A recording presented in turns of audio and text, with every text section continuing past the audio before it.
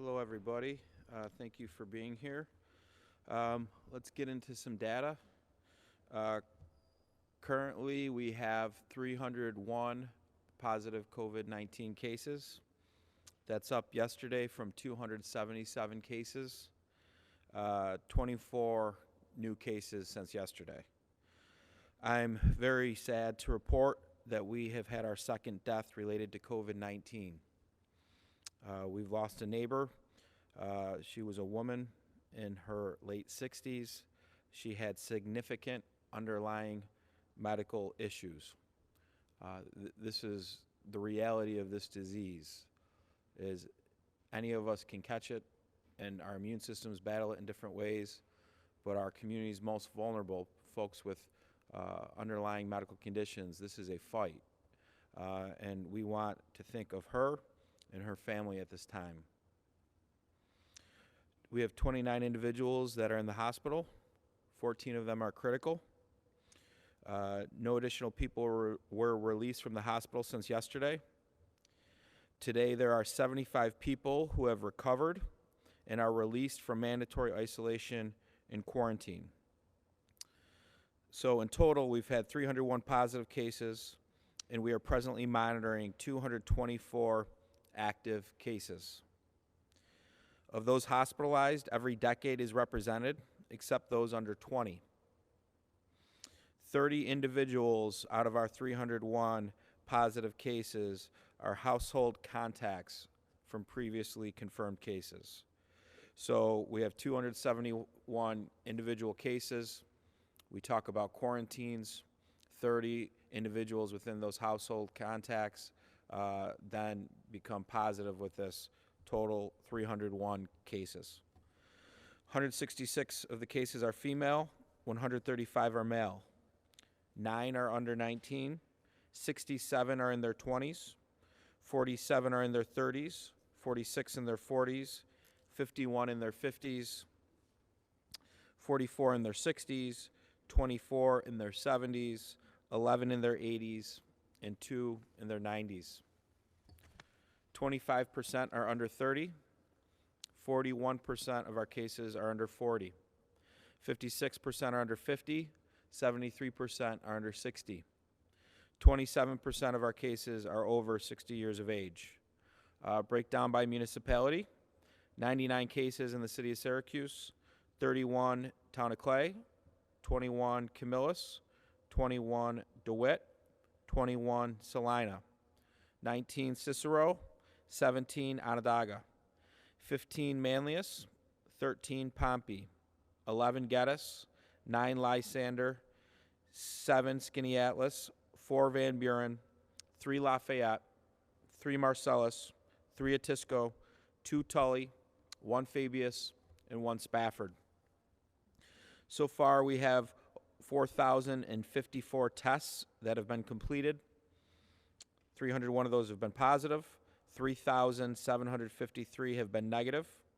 We received 275 tests back since yesterday, and we have roughly around 480 pending tests still. Our testing has caught up. We're in a situation where we're essentially 24, 48 hours on average. We have seen a uptick from last week so far this week in tests, not an uptick to the first week that we had at our testing site, but we were on average of about 100 tests last week to 150. That average has moved up a little bit more, about 150 to 175. 7.4% of those being tested are positive. After a positive test, our health department is going to contact you and check in on your health, gather information about direct contacts since the onset of your symptoms. This is how we know who goes into a quarantine. This is when we figure out who has been in direct exposure. Direct exposure is direct contact, not working at the same employer or being in the same building during a period of time. If there are gaps in our investigation, and we put out a press release, we'll get into that shortly here earlier, in the investigation about a case where we think there has been community contact, we're going to ask the community, alert the community about the gaps in our investigation and ask them to watch their symptoms, to contact their doctor, and if they believe they are symptomatic, they can always contact 911 as well. For those of you that are waiting to be released from isolation and quarantine, we need your patience as our health department reviews hundreds of cases per day now. Regardless, whether you're quarantined or not, you should stay home in that scenario. I can't say this enough about staying home right now. There's been upticks in cases. We're doing robust testing. We expect that the percentages have gotten a little bit higher as this has gone on. But certainly, if you're healthy and you want to stay healthy, the safest thing to do is stay home and limit your public interaction. Certainly, if you're an essential employee, we understand that you need to go to work, and we certainly understand that if that's going to happen, and we thank you for that. You're on the front lines of this process. But again, if you're not feeling well whatsoever, the symptoms of this are evolving, you really need to stay home. Tips, continuous calls and media inquiries about tips they have.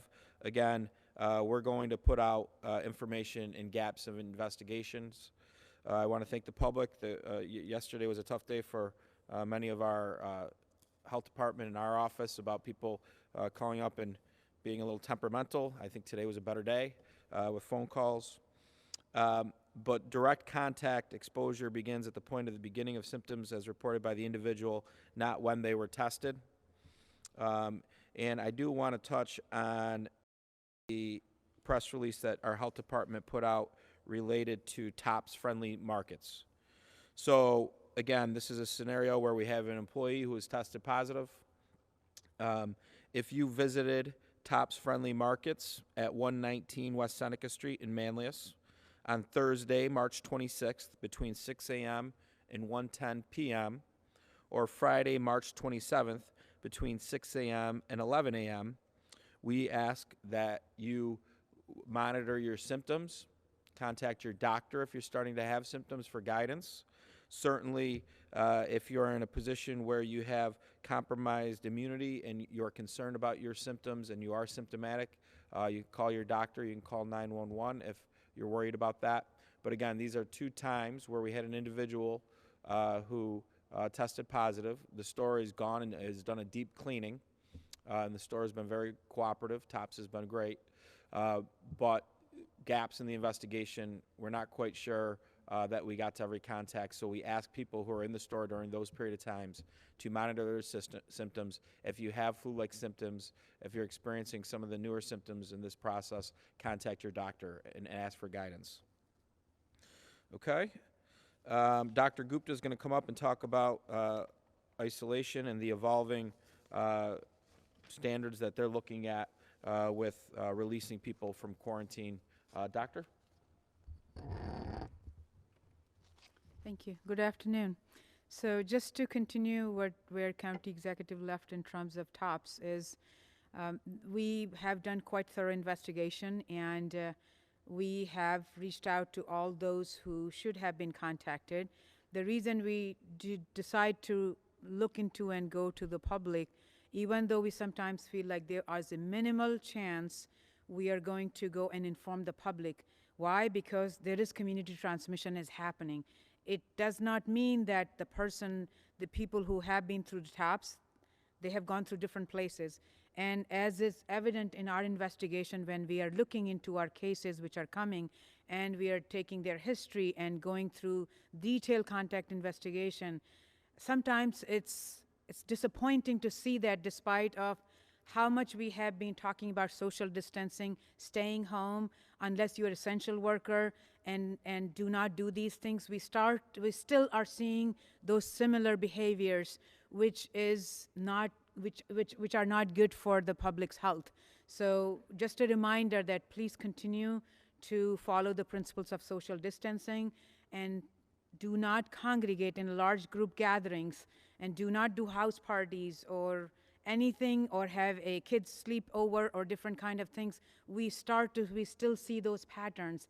The cases will continue to emerge until people are cooperating with us. It is my plea, literally from both hands, I'm requesting all of you to help and work with us to reduce the transmission of virus. Without you, we can't do anything.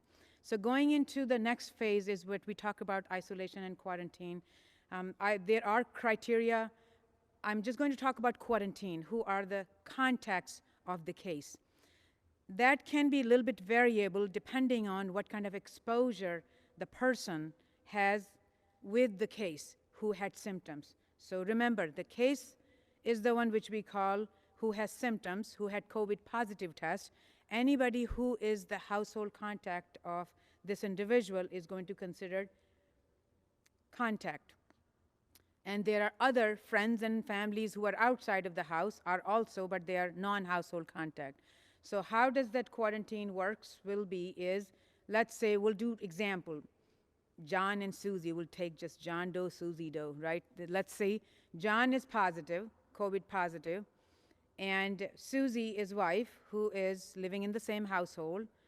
John had symptoms maybe 2 days before, or 3 days, 5 days before, fever, cough, sore throat, running nose, diarrhea, whatever, all, long list of things, and felt, oh, I may have like a flu-like things, but maybe I have COVID-19, I'm not sure. Going to go for a test, but went to test for 3 days or 4 days later. 24, 48 hours later, we got the test. By the time we got the test, Susie and John continue to do their social activity. They should have not been doing it, but they continued to do that. They should have been isolating. If they were concerned, they are going to continue to do that. So they continue to share their space with each other and with their friends. So you can think how many people John continued to share the space outside, played golf or socialized and, did whatever basketball game, and they just threw at some hoops. Whatever the contact they had he continued to transmit the infection, not knowing that he was COVID positive. Susie, he comes home, they do dinner together, hang out together, watch TV, whatever they need to do, and she continued to get exposed to him. So when they get the call from health department, hey, this is what you are going to be in isolation now, we started to look the symptoms. Oh, I feel good now. But you had symptoms, you continue to expose your family and friends during that time. So we have to make sure that the quarantine, the day unless you have done from the day one, when we are communicating with Susie and John and saying it to them, you really need 2 separate bedrooms, you have to have your own bathroom, if you have one bathroom, it means you clean up everything, and you have a small apartment or house, you have to not share the space, and do not go out and socialize. The quarantine starts from that time. The exposure which has occurred, and now, would it change? It's possible, but that's what we are doing. So the quarantine day will change depending on where the interaction between Susie and John was. And we take that quarantine from there 14 days. So if they did not isolate themselves, or if they continue to interact for 3 or 4 or 5 or 6 days, and John continued to improve, but Susie continued to interact with husband, she will have longer time on quarantine, even though that's 14 days from the last time she has contact with the husband. We just took a hypothetical scenario. It depends on varies. So it's not one size doesn't fit all. And that's what we ask everybody to have patience, work with us, make sure you follow those principles which we are asking of the social distancing, staying home, and make sure clean up the surface and not socialize outside if you don't have to for 1 or 2 minimum. If you're a case, you shouldn't be socializing. You should staying home if you're that symptomatic. And without that, we will never be able to catch up. So that's my biggest ask to the community. It is serious. It's here. It's continued to spread. And we need all your help. Thank you. Thank you, Doctor. And it seems repetitive, and if you watch this every day or you report on this every day, it's repetitive, but the margin of error in this process is very little. We just lost our second resident, and even though if you get this virus, you handle it well, it's during that period of time where you can spread it, others might not handle it well. And that's what is so scary about this process. and that's why we need to do the things we can do. And again, we're never going to confirm scenarios about cases, but needless to say, the longer this goes, there's more scenarios that are concerning about the way we're behaving and how people, if they behave differently, may have not spread this or been in contact with this. So I think we talk about this every day. It's repetitive. We're not trying to talk down to people. We're just trying to inform people because the margin of error is next to nothing. There's no vaccine for this. And the way we starve it is we stay away from each other. So again, I want to just say how proud I am of individuals in the community that are taking this seriously. I think as a community overall, we're taking it seriously. But as we've seen, we can take this all very seriously, and if 5% of us don't, we're still going to have cases and we're still going to have community spread. Certainly, I want to thank, I get a lot of emails each day about people stepping up in their own ways. Certainly, Sam is a teenager. I want to thank Sam for really sticking to this, having courage through this process. Sam, I want to thank you for that. I know this is scary, and your mom, Melinda, I think you're doing a great job. And as a community overall, we're doing a good job, but we need to do better.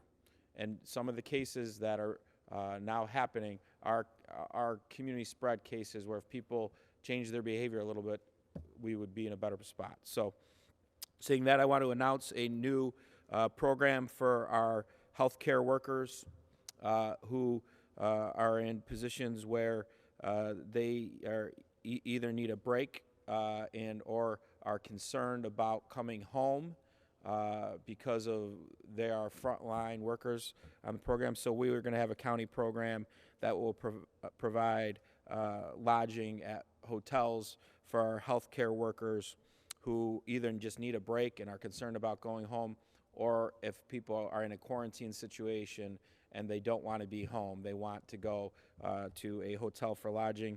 We're going to do that. Our emergency management department is going to run that program with our hospitals. So more details will come on that, but we're going to take care of that. The Upstate Triage Hotline for screening for our testing site, 315-464-3979.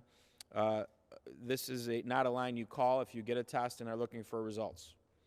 You will hear from the doctor if you went to your doctor. If you go to the Syracuse Community Health Center, you'll hear from them.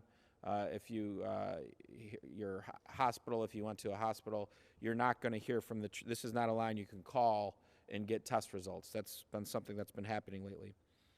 Certainly our seniors, our healthcare workers, and adult nutrition line, 315-218-1987. This line can also be used for folks if you're in a quarantine or if you're a positive case and you don't have the support system you need, you have an immediate need. Just call this line and we'll try to figure out a way to get you what you need. To Dr. Gupta's point, you are not if you're in that quarantine situation, you're not leaving home. You're staying home. We'll help you get what you need.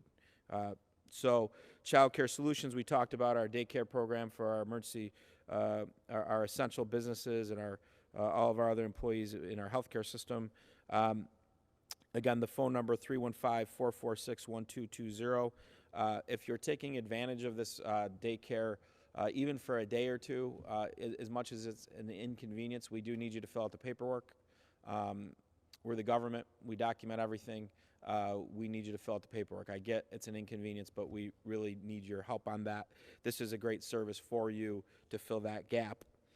Certainly our donations, 435-2525 for PPE. We've had so many great companies donating things and really stepping up.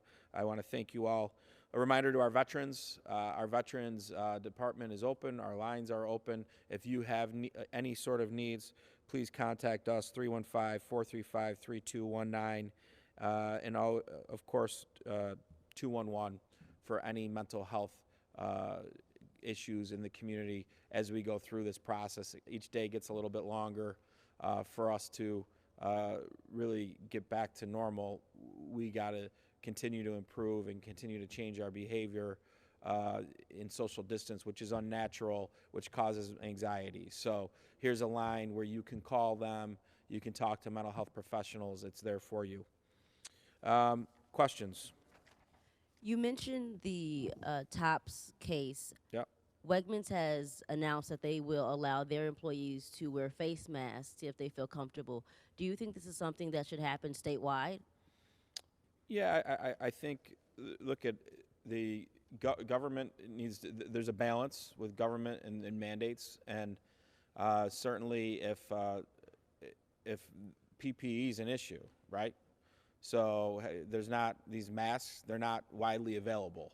So if people are calling our emergency management and it's a private business saying our employees would feel safer, and we have a warehouse full of them, we could provide them for them. We don't. So that type of PPE needs to go to our frontline workers in hospitals and nursing homes now. But certainly, I think if Tops and Wegmans and others want to provide their employees with that, I think that would be very smart. Well, there's a debate nationwide as if to every American should start wearing masks just to go to the grocery store. It seems like we're going to get guidance from the CDC or federal government at some point. Don't know exactly what that will be, but have you, with the health commissioner, had that discussion about if every Onondaga County resident should be wearing these? You can, I think there's a lot of things, if we had the resources, we would do.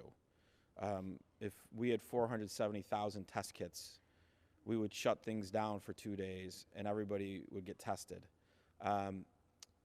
This is another one that's, do no harm, right? The public health, do no harm.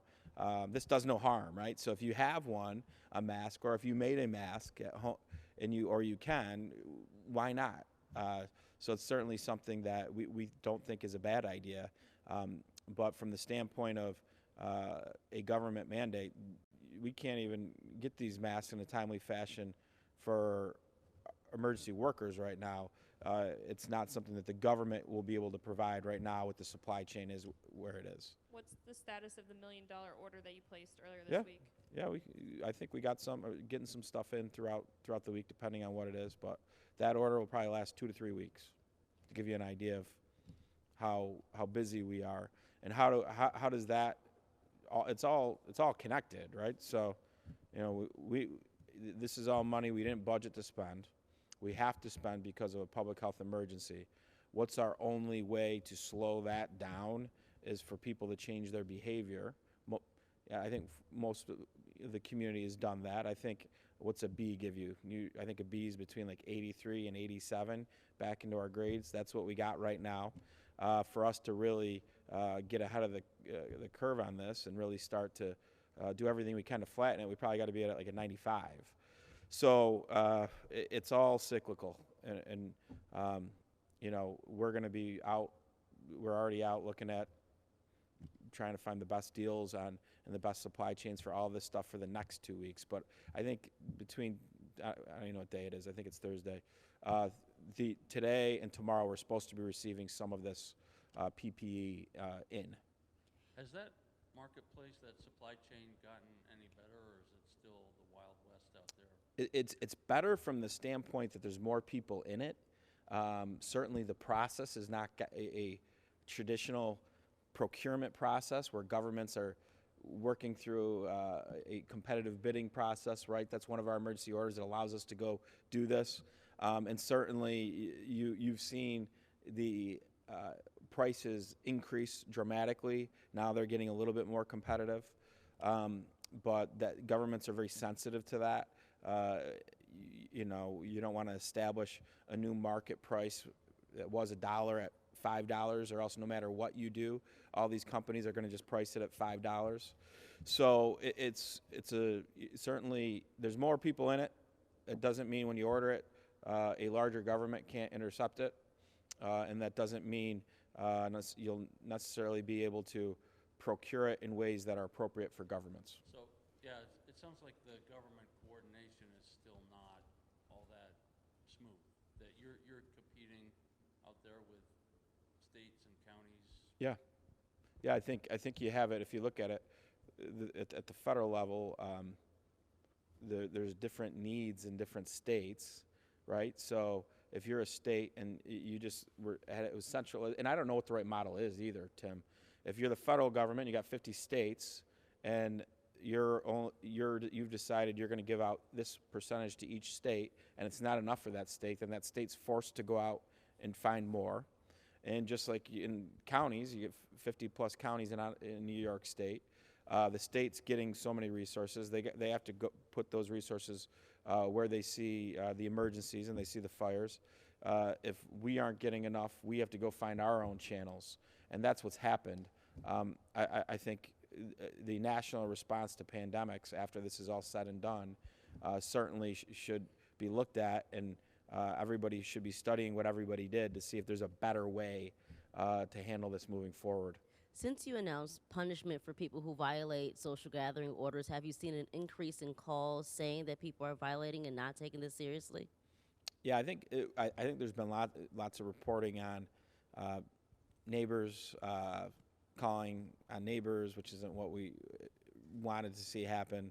We're getting different industries.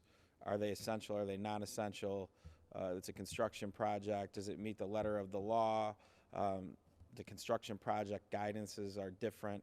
And even if it's deemed a non-essential project, you can't leave a house that you're building just stuck there without putting a roof and windows in, right? So that's perfectly fine.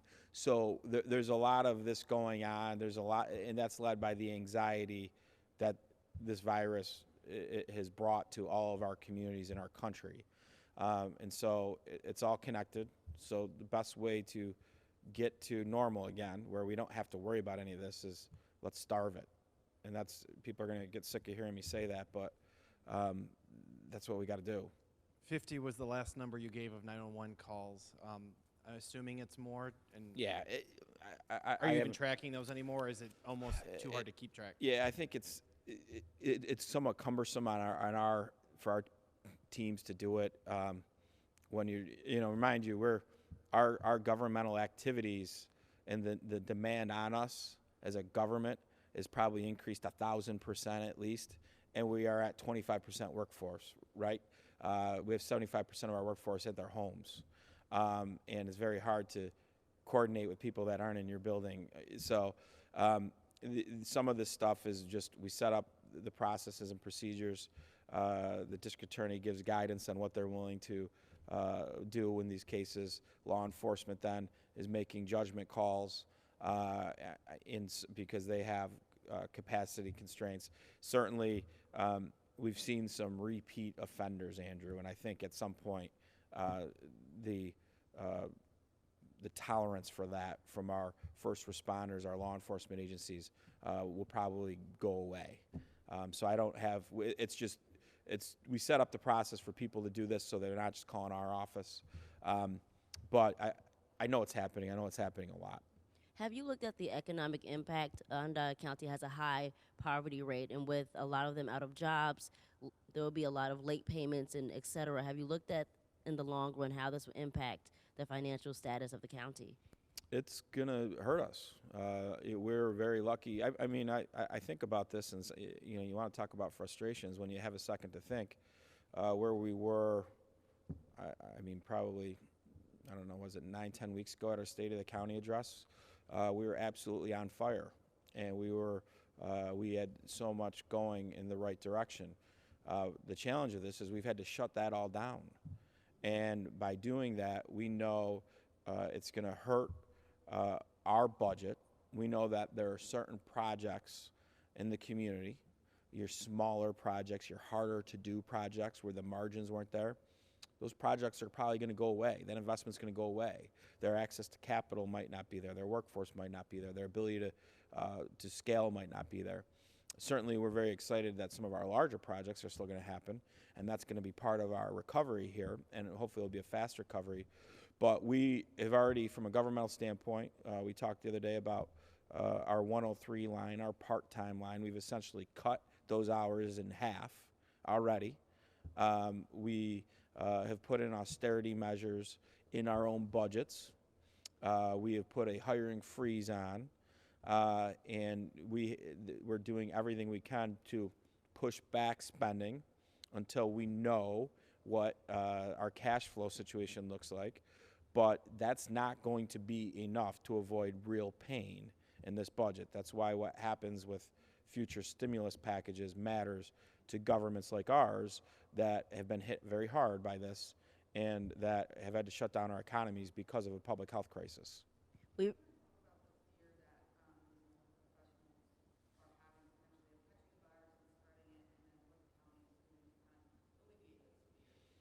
Yeah, I mean, look at all we can say about these professionals who are, you know, doing their job, what they're trained to do, but doing them under the most stressful scenario they'll probably have in their professional career.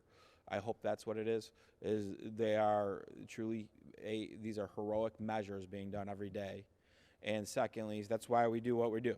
That's why it is not government's job to pay for people's daycare if you have means to pay for it yourself, unless you're in a pandemic and a crisis. It's not our job essentially for people who have means to deal with some of the scenarios where we now have a program where we're going to let you lodge in a different space because we acknowledge your sacrifice and your concern that you're on the front lines with a virus and you don't want to bring that home. We're going to help you with that. You're not going to have to do that. So these are what you're seeing here that we talk about. This is not what government does. This is not what we're used to doing. But we do that because we are in uncharted waters, and someone has to fill that gap and fill that role to keep our healthcare workers and our emergency management workers and our essential business workers on the front lines. We need them there. If that collapses, that infrastructure collapses, then these briefings are a lot more serious. Ryan, will that hotel program be free to the healthcare Yes. providers? And how many do you think you'll be able to accommodate? We're going through details, Tim. Certainly, this is something where scale will matter, and but certainly we're going to work with the hospitals on how we can get an impact and solve a problem, and there is a problem right now. So we don't know what it's going to look like. Based off of the feedback we've been getting, we've been working on what this looks like. Now you have situations where you have, just like we knew there would be, just like there's positive cases in county government, we have positive cases at our other large employers who are hospitals. So now that anxiety is shifted into another gear, and people, I think, are more willing to look at this as a viable option if you work in these facilities. Speaking of hospitals, Rochester has announced that they have a shortage of oxygen tanks. Do you know, in our area in Syracuse, do we have the same shortage of oxygen tanks? No, we don't. We're in good position with our emergency rooms and our hospitals. The more positive cases we get, the more challenging that becomes, right? So everything's a moment in time. The moment in time at 301 cases at 3:30 p.m. is we're in good shape. That doesn't mean that we can afford to send half our ventilators to another part of the country or the state. That means that today we're in good shape, but we have 29 people in the hospital because of this. There's other people who need ventilators that are non-related to COVID-19 that need that infrastructure. And we've seen that this is a fluid number, that some people get mild symptoms. Some people have mild symptoms and they get very severe. They have to go in, they have to get help. Some people are recovering and going home. So because we have that infrastructure today, doesn't mean it's going to be that's that way in 3 weeks from now. And that's why we've made contingency plans in the event that our infrastructure in the hospitals gets strained and we need a surge site. And that's why we're doing what we're doing with Manley Fieldhouse in that event. Upstate today announced the clinical trial asking for people who have tested positive, but then once they've recovered to donate plasma. Have they told you exactly how that might help local cases moving forward? And because the government is kind of the clearinghouse for all the cases, can you contact the 301 people and the ones who recover with this information? Yeah, I don't think we feel comfortable sharing the information, right?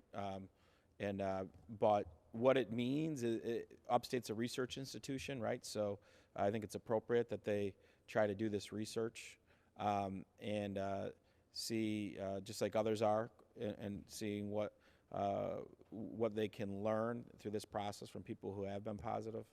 But we're not turning over information to that. I think we will educate people that they can take part in this. But HIPAA is very important, and some of these people are Upstate's clients, and they'll be able to talk to them. But those who are not Upstate's clients, we're not going to just turn that information over to them. Well, could you do outreach though from your health department, or would you just speak to them from here if they're listening? Is this something that Look would at we benefit certainly all of look us? at certainly any person who is positive that wants to partake in this. We don't think that's a bad idea. We don't see the downside of that. That's certainly their decision. Our resources right now are focused in on identifying, quarantining, getting people better. That's public health. We learn from the research, right? We don't really do it. Yesterday, the governor said that he may need help from upstate New York.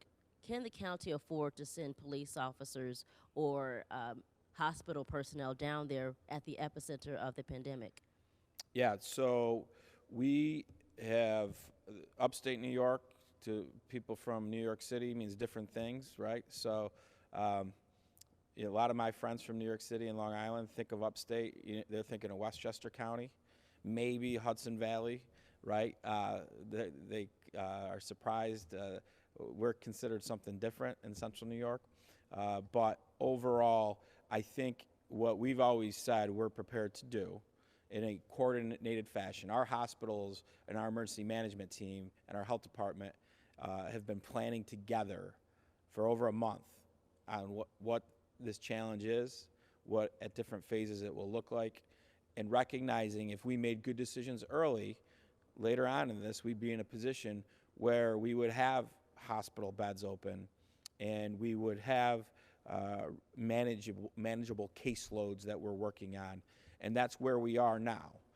That does not mean that we are going to be in a position where we can send doctors down to other parts of the state. I think if we continue to have manageable caseloads and there's enough beds in our hospitals to deal with Onondaga County and the rest of the Central New York and Northern New York counties, certainly we can look at having what the gaps are. And I doubt what we would see would be buses of sick patients coming from municipalities 4 or 5 hours away. What you would probably see is that those buses or those ambulances would move up an hour, and then capacity of that hospital then moves up an hour. So my guess is that at some point, if that's what happens, is we would see people from the Capital District moving west, not 4 or 5 hours worth of that. But that's what I think what the governor's been talking about is trying to utilize the infrastructure. We're unique because we're the infrastructure for not one community, but for multiple communities. And so we're really kind of our own ground zero in this fight for Central and Northern New York. Ryan, you mentioned the kind of the demographic profile of the woman who died recently. Do you have a similar profile for the first person who died? I don't have that. I got it today. I don't have it. Maybe we can share that. But I've never been given that information. Do you know, by chance, of all the people that end up in the hospital with this, do you know what percentage have underlying medical conditions? I don't. I'm making assumptions. At some point, I think when we can share different data at different points, we will. I would just be making assumptions, Tim. Again, I don't, literally, I know as much as you know related to these. I don't get reports where I see who people are and see their backgrounds. I learned from hints from Dr. Gupta when she starts complaining about certain behavior in the community that I know when she's doing that. I don't know if she's still here or not, if she took off on me. But I know when Dr. Gupta is talking about certain things and she's frustrated with certain things, that she's seeing different things. And I don't know the specifics of that until she's asking me to look at different policy to look at implementing. And certainly where we see gaps in state orders or our local orders, we'll look to potentially do more local orders. What's your read on the number trends right now? We've talked about it before. We're a few days beyond, I think, last talking about it, but number of people being tested, still people being tested and coming back positive. What's your read on the trends? I think I think our active trend is somewhat flat, which I think is good. I would have liked to obviously see the positive trends start to tally off a little bit, knowing that we're always going to get positives if we're testing. But I think we've seen a little bit more testing activity over the last week. My sense on that is week one, we got a lot of people we have to identify who are sick. We go through that process, identify them. There's a little bit of lag in the testing. It's 3 to 5 days, so that's tougher to quarantine and stop exposure. Week two, testing falls off a little bit because you got a huge surge in week one, and things are starting to shape up. And here we are, week three of testing. I hope the slight uptick in numbers, and it's not a huge uptick, but I hope the slight uptick in that trend isn't because people are getting a little bit more comfortable, and they're a little bit more, okay, we're 2-3 weeks into this.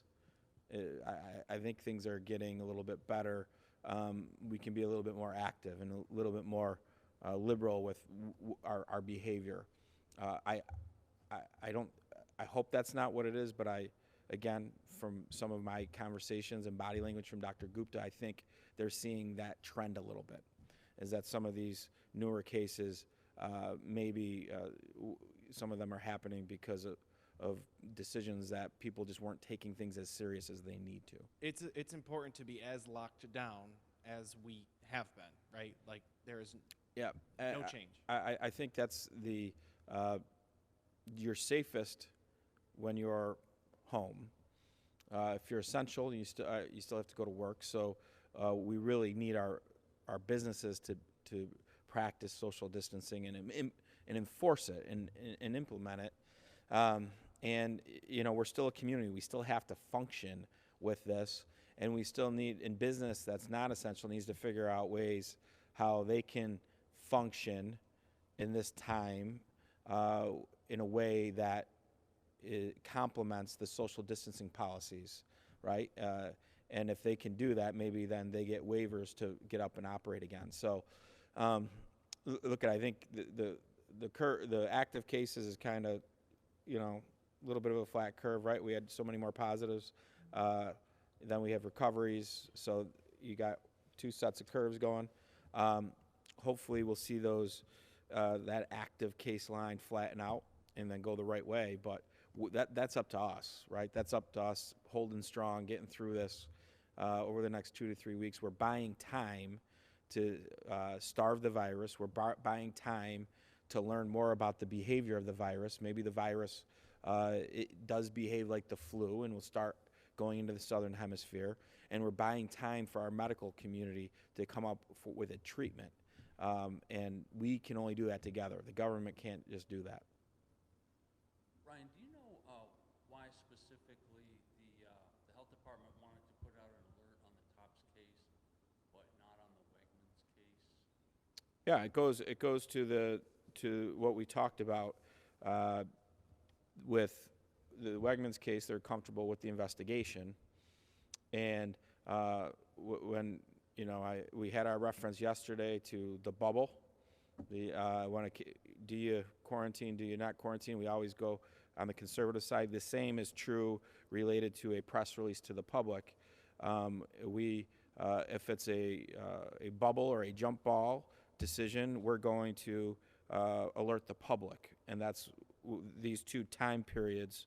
There was enough concern to at least alert the public, and there's no harm in that. You mentioned using video yesterday. Was that done in this case? I don't- Use store surveillance? I'm not sure, Andrew. I'm guessing they did look, but I'm not sure. I'm not 100% sure.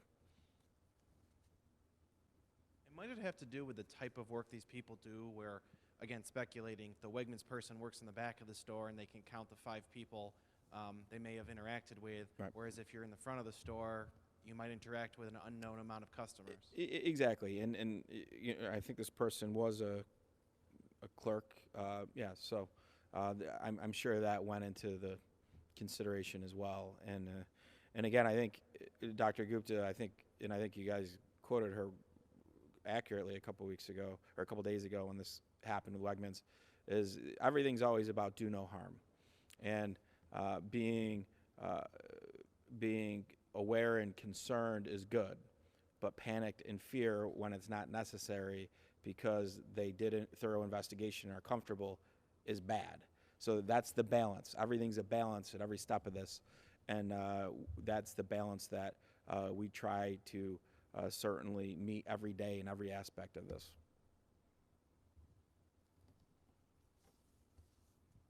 Other questions? No? No questions?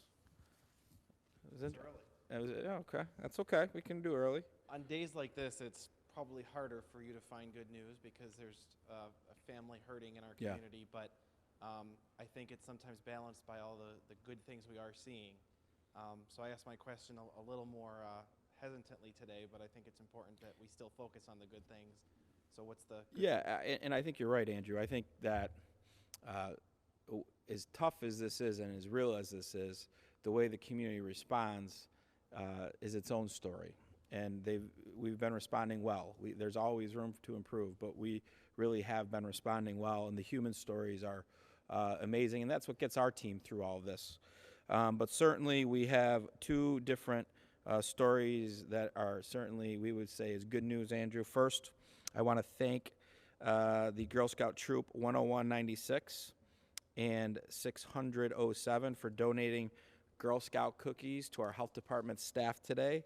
The staff is very thankful, and that means a lot to them. And so I want to thank those Girl Scouts for doing that. These folks have been working endless hours looking out for the public health. And secondly, a big thank you to Bimbo's Bakery in East Syracuse. They donated 700 boxes of donuts to the ESM school district to pass out to the children who have been receiving our meals via our meals program. So a big shout out to Bimbo's Bakery in East Syracuse and our Girl Scout troops for giving back in times where everybody needs that pick-me-up. So Andrew, that's the good news. Oh, whoa, okay, this is out of protocol. I don't know if we're gonna have you back. Yep. So, if schools are canceled for the rest of the academic year, what does this mean for the fall semester? Will kids be in the same grade? Do their parents choose Yeah. whether to leave them back or move them forward? I'm not going to speculate on. I think it's too early to talk about canceling schools. I think the way it's set up is we're going really probably 2 weeks at a time here, and certainly the idea about if school was canceled, what happens to the students? Do they move on? Is above my pay grade. So State Education Department will have to work on that with everybody. But I think right now, remember, there's a level of continuity of learning going on in each district, so that there should be that programming going on right now. So hopefully, my guess would be if this continues to be prolonged, that continuity of learning standards will go into place so that kids don't have to repeat a full school year. But that's certainly the State Education Department's going to make that call. Okay? Thank you.